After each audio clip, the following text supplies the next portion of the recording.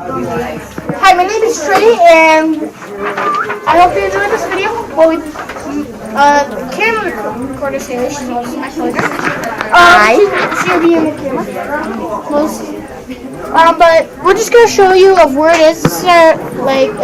School is literally right here. We walked through here, past the parking lot, and we ended up right here. Zoom in. And we walked through the trail, and we had a spot here, and here. And we did some, right here we did some pollution testing.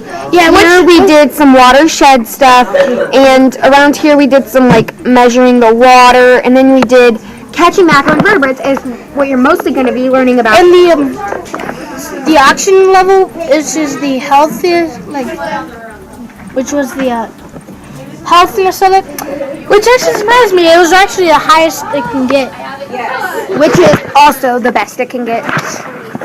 So please enjoy this video and have an excellent time watching it. It took us a couple days to do it, so please enjoy.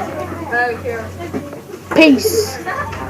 Here's what we learned about macroinvertebrates. When we were there, we looked at the macroinvertebrates through the microscope thing, and we learned that they have different textures, a lot of different textures. And so what we did with that was we just predicted what they would look like in different environments and stuff like that. So that's what we learned about macroinvertebrates.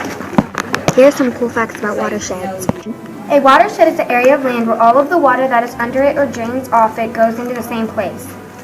John Wesley Powell, scientist geographer, put it best when he said that a watershed is the area of land, a bounded hydraulic system within which all living things are inextricably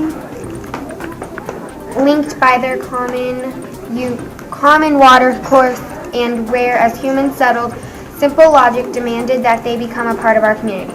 Watersheds come in all shapes and sizes. The cross-country, state, and national boundaries in the continental U.S., there are 2,110 watersheds, including Hawaii, Alaska, and Puerto Rico. There are 2,267 watersheds.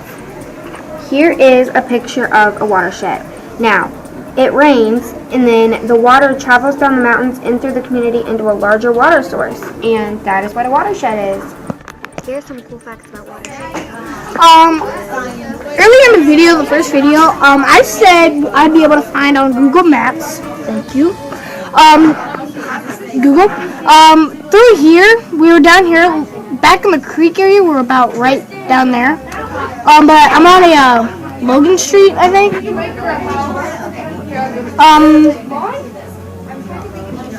And while he talks about more about our trip, I'm going to try to find some better views. Our trip was amazing, except I got soaked because we were wearing waders when we went in there. It was actually a fun experience. And later in the video, we will show you what a wader looks like. Yeah, later in the video. And there is also Eagle Creek right there. I was on Wendell Avenue. My mistake. It looked like Logan to me. It's this way. It just leads on to nothing. But down through here, excuse me, Haley. If you follow a creek down here, let and it is a pretty large creek in it. I call it the Pickle. While Haley tells you more info on our trip, I find out where it led into. And he will show you some waders. Okay, so during our trip, we learned about a watershed. And here's a watershed, actually. Go back to that, please. An example. Zoom out. Yes, ma'am. I just realized that this is a watershed. This tiny creek leads out into Winona Lake. Let's say it rained. All these roads will act as a sewage thing or whatever. They're going and are flow to this Winona Lake, which the creek leads into.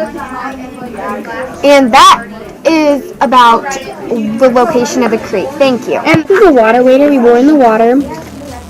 That sounded weird. And it's just so you don't get water in your clothes, even though some people did because they went a lot lower than they should have.